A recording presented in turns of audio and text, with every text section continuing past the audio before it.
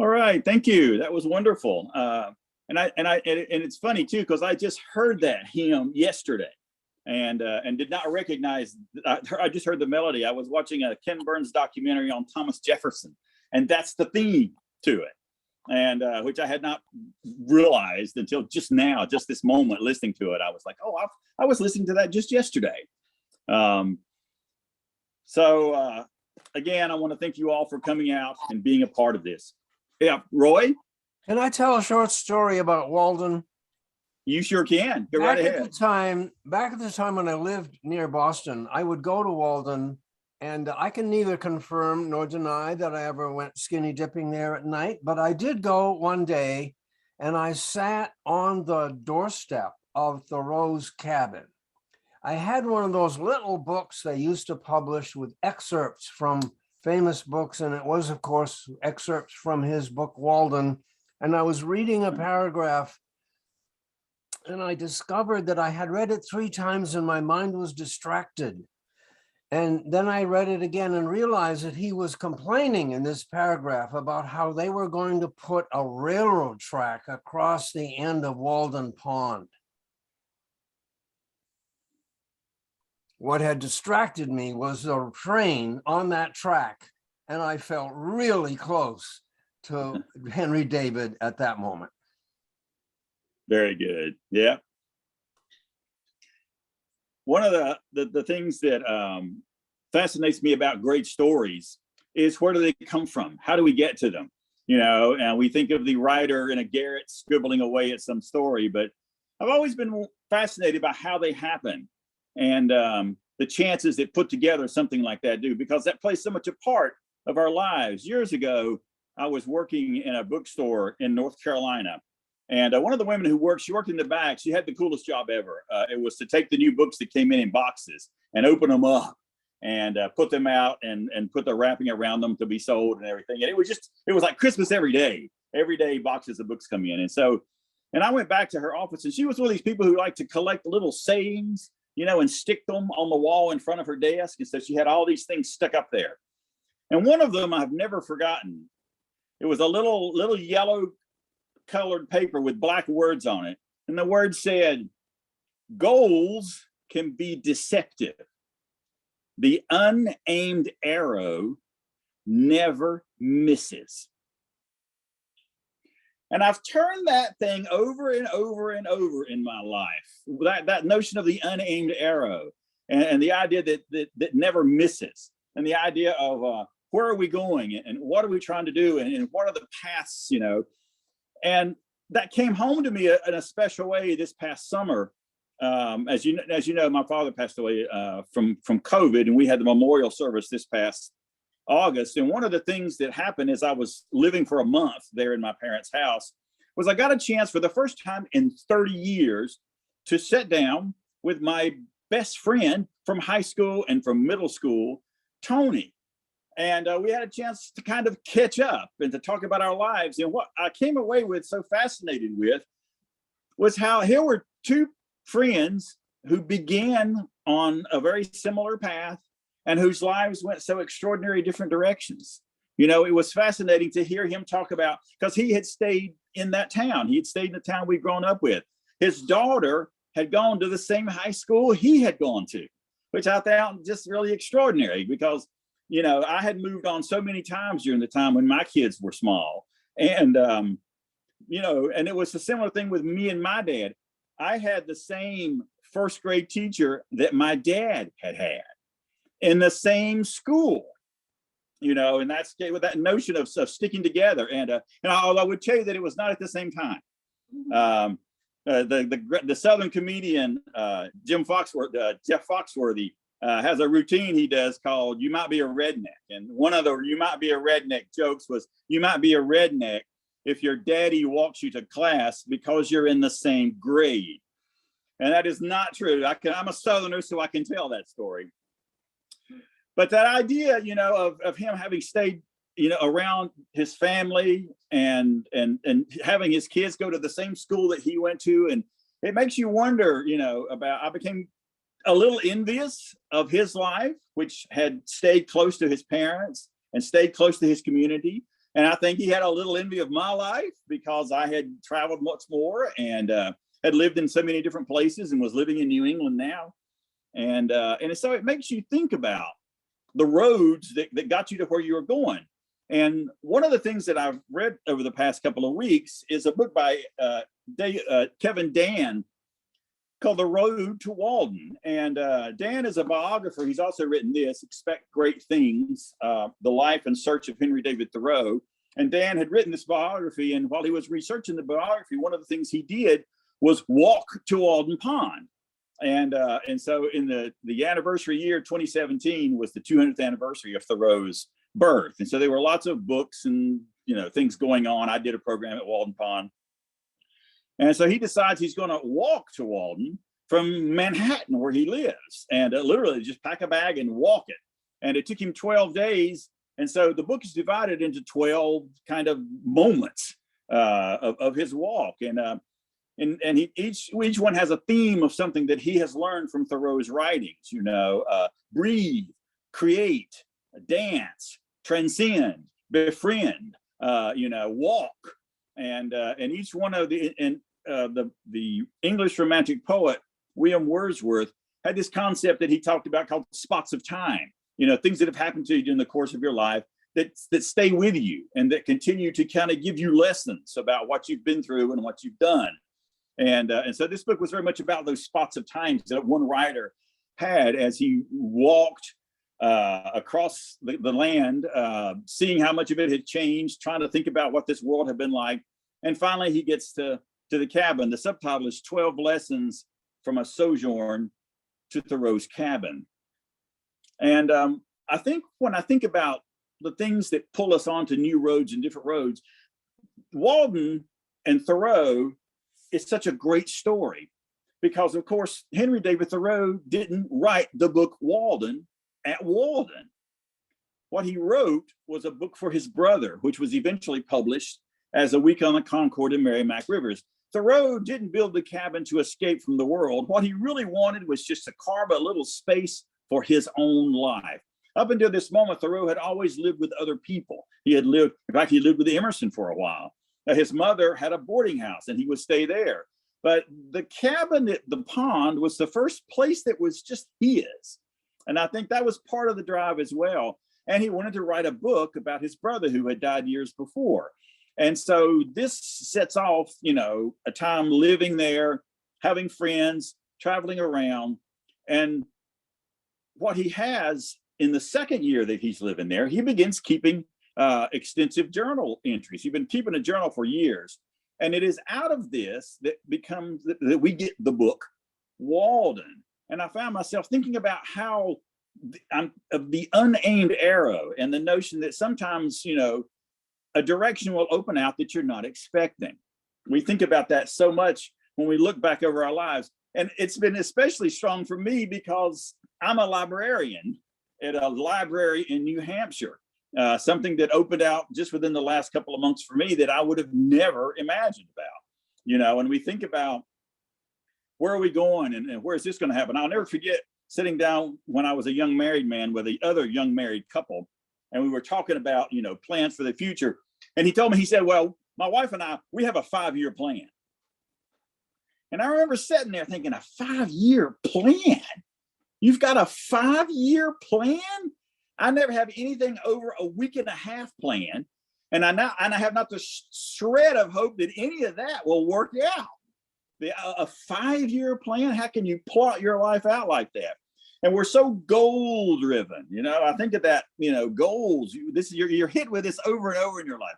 What's your goals and what are you doing to get to your goals and this and that, and it's when I look back across the things that have made me who I am, it was not the result of goal set. It wasn't the result usually of any sort of plan going on. It was just dealing with what happened. We make the joke about life being, one damn thing after another, but of course it really is.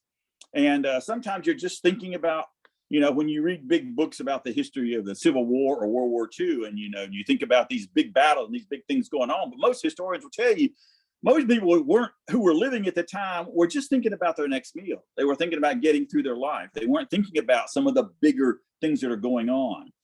And it's only sometimes when you get to certain points, where you get to those moments where you just kind of take a pause and look back across things. And sitting with my friend this past summer, I did that. I looked back and thought that the weird circumstances that had brought me where I was at, the circumstances that had kept him where he was at. And he was, I'm not drawing distinctions about our lives. I think he's happy with what he's done, and I'm happy with what I had done. But it was interesting to see how different they were. And the things that evolve out of nothing that you think is going to go the direction it's going to go, that this is a great reward.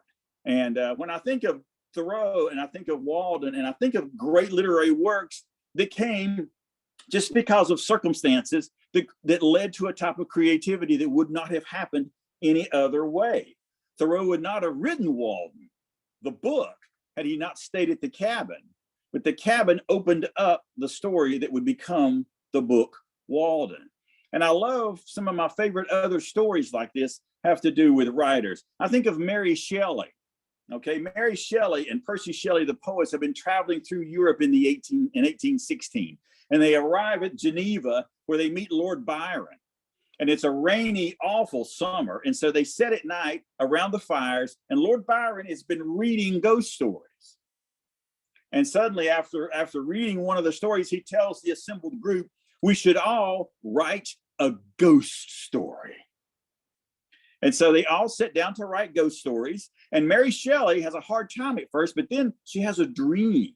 And she said later, I had a dream of this student of unhallowed arts who is standing above this creature that he has put together. And from that dream will come Frankenstein. She writes Frankenstein, the novel, as a result of this ghost story contest. And from that dream that triggered the whole thing. So she didn't go to Geneva and didn't meet Lord Byron with the idea of writing a book about a creature. It happened because of the circumstances there that opened up the creativity. Another favorite story of mine is Herman Melville. In the early 1850, Herman Melville is sitting down to write another novel. He's going to write a sea adventure because that's what he's been doing. He's written Redburn, and he's written Omoo, and he's written Typee, and these are all based on his voyages that he had made as a merchant marine. And so he wrote all these books, and they're fairly successful. So he decides to sit down and write another one. And this time he's going to write about the one trip he hadn't written about yet, because Melville needed to anchor all of his stories to something he had done. And so all of his books have been based on trips that he had made. But there was one trip he had never written about. He had never written about his first experience on a whaling ship. And so he decides he's going to write a book about whaling. But then something happens. He meets Nathaniel Hawthorne. And he becomes fascinated with Nathaniel Hawthorne's way of telling his stories, because Hawthorne would layer his stories with symbolism and develop all these kind of things. And Melville became fascinated with this, and he begins to think that maybe this time he's going to do more than just tell a story. John Updike, in an essay about Melville, said that Melville wrote about whaling because it was the last story he had left. It was the only trip that he had not written about. And so he sits down to write what becomes Moby Dick, one of the great, great novels of our history. But it turned into something different because of the creativity opened up within him from someone else, from conversations with another writer, which turned it into a book that Melville hadn't started. But of course, we look now and we see that he was born to write. Let me tell you another story. This is another one of my favorites. In 1888, an American editor from Lippincott's magazine had arrived in London. Now, in 1888, there was no such thing as an international copyright. In other words, a magazine in England or in America could publish an English story and not pay the author anything, because there's no copyright for any of this. And Lippincott's magazine wanted to do right by its British writers. So it had sent one of their editors to London, the Lapham Hotel, to meet with two British writers to sign them up to do stories for the magazine legitimately. We're going to pay our British writers. We're not just going to steal their stories. And so he sits down with these two writers. One of them is Arthur Conan Doyle. And so Lippincott tells him, we want to hire you to write a story. And Doyle says, well, you know, I've been writing a lot of historical novels and things like that. That's something that I would like to do. And the editor, whose name was John Marshall Stoddard, says, well, you know, Mr. Doyle, the story you wrote a couple of years ago about that detective, that Sherlock Holmes, that was really actually quite popular back in the United States. Maybe you could do something with that. Now, there is no indication whatsoever that Arthur Conan Doyle had any intention of writing any more Sherlock Holmes stuff. He had only written one short novel that had been published years before. It was a one-time thing. He got 25 pounds for the copyright, and he was done with that. There's no indication he was going to do anything else with that character. But this prompt makes him decide to try another story with Sherlock Holmes. So he writes what becomes the Sign of Four. And this will trigger a whole writing of Sherlock Holmes stories. So the Sherlock Holmes that we are so famous, so well known, and that of course is Arthur Conan Doyle's main literary achievement, really was continued because someone said you should write another story about this character.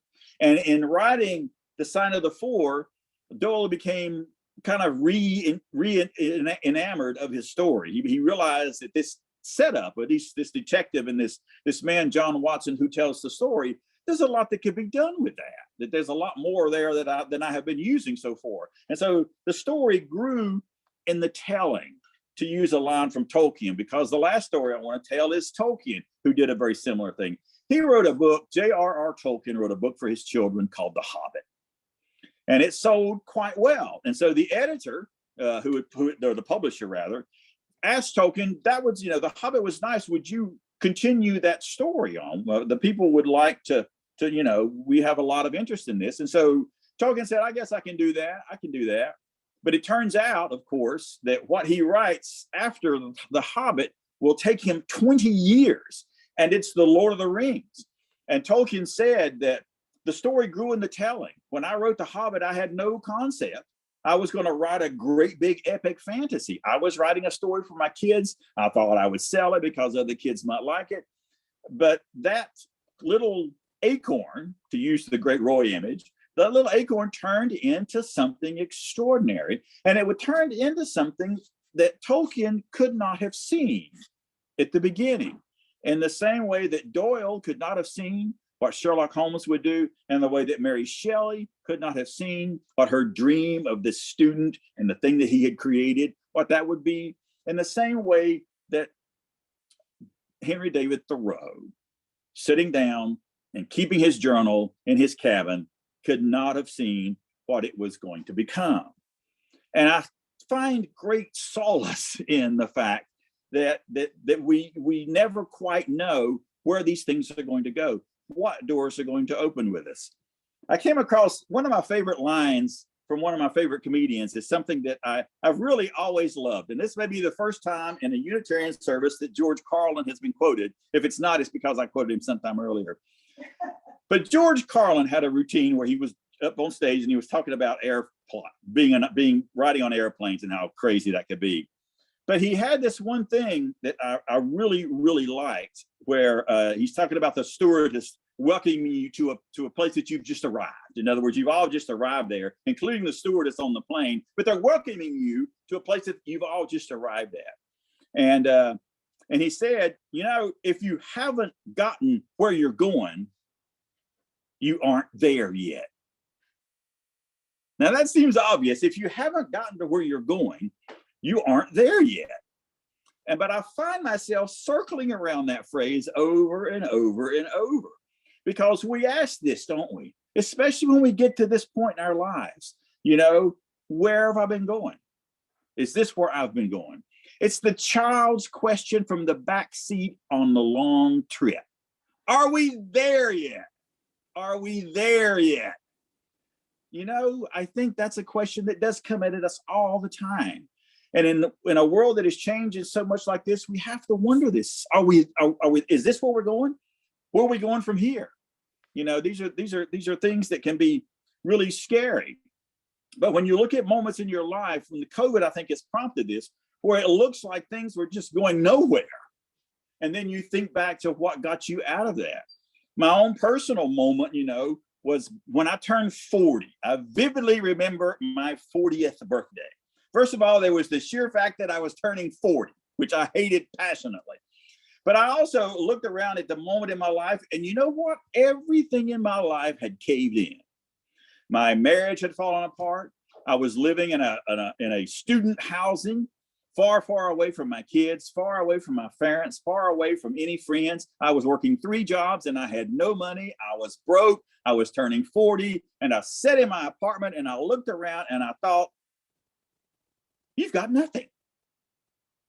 You've got nothing. This is where it ended up. This is where you ended up, right here with nothing, you know. And yet, a conversation a couple of days after my birthday with my daughter, who said, "Daddy, when are you going to move here and be closer to us?" was the trigger. I went in the next day, quit all 3 jobs, packed up my stuff, and went back home. And stayed with my parents, something I swore I would never do. But I did, and it turned out to be a wonderful thing to do. And then we started it, and it all started all over. You know, you just over, and we all have this story. We all have this moment in our lives where we've looked around and thought, is this it? Is this it? And then the answer is no. The answer is, it's not it. You have no idea. You know, no one knows, you know, when you sit down to write a book, what's going to happen. When you sit down to create a painting, where it's going to go. When you sit down to write a song, where the melody is going to come from. You know, and I think this is the most beautiful thing about who we are, is that out of every experience can come something that we do not even remotely expect. We are all unaimed arrows. And you never know where you're going to hit. I never know what you're going to land on. But I think when we look over our own stories, when we share stories, this is why stories are so important.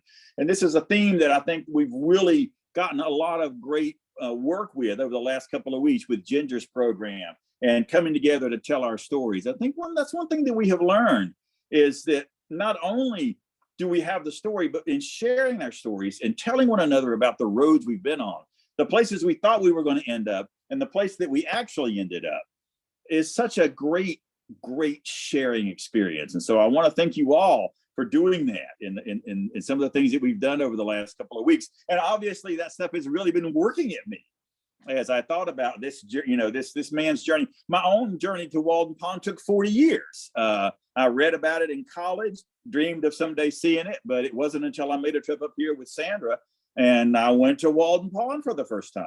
And it took a long time for my life to circle around to where I got to Walden Pond, but I didn't have to walk to it. And I found it, and I got there, and opportunities have opened up here that were nothing that I would have seen when we were living down south and thinking about moving up here. You know, it's that old line about a little bit of hope and a little bit of faith and a little bit of that kind of carrying you forward, you know. And sometimes you step into the unknown, but you believe that, you know, there'll be something there to land on, or if there's nothing to land on, maybe you'll sprout wings and fly. That has happened too. And I think that that's what I take from these stories of creativity, of people who were put in positions that they didn't know what was going to happen, and look where they're at. You know, when we look at the world that is shifting so rapidly, I think of all those people who had 5-year plans 3 years ago. Yeah, where's that at now? You know, all of our 5-year plans have been really kicked out. Yeah, those who have those. And but you know, in some respects too, it kind of puts us all, you know, we've all been in circumstances where things skewed and shifted. The job we thought was ours didn't turn out. You know, the move we thought was going to solve all our problems didn't. And yet I also see great promise in some of these things, you know, new opportunities that have come up that we would not have seen. You know, I've been able to see my wife get involved in some things that I know she's always wanted to do for years, you know. And so as scary as it can be to look around and say, you know, I don't know where we're going.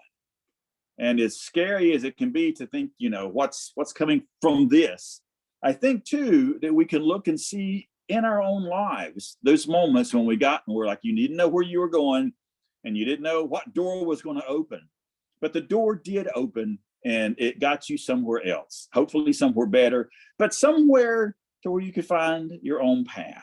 You know, I love that. I love the notion that it's scary not knowing where the roads go. But I think too that part of the reason we share stories is because a story is someone who's coming back from a road and saying, this is how I got there. This is the journey I made. I was in places like you were. And here's where my story went from there. That's why we share stories and why we enrich each other by bringing our lives together and telling stories. So think of that. Think of your story. And I would love to have another service in the future where we got together and shared some of our stories about how we all got to where we are and what brought us here. But I am always grateful to look at you. I keep it on gallery so that I can see you all, so that I can see that everyone who has come, thank you for joining us, for being part of this day. I hope the weather is okay where you're at and that you have everything you need. And it's always a joy to see your faces and to have you here with us today.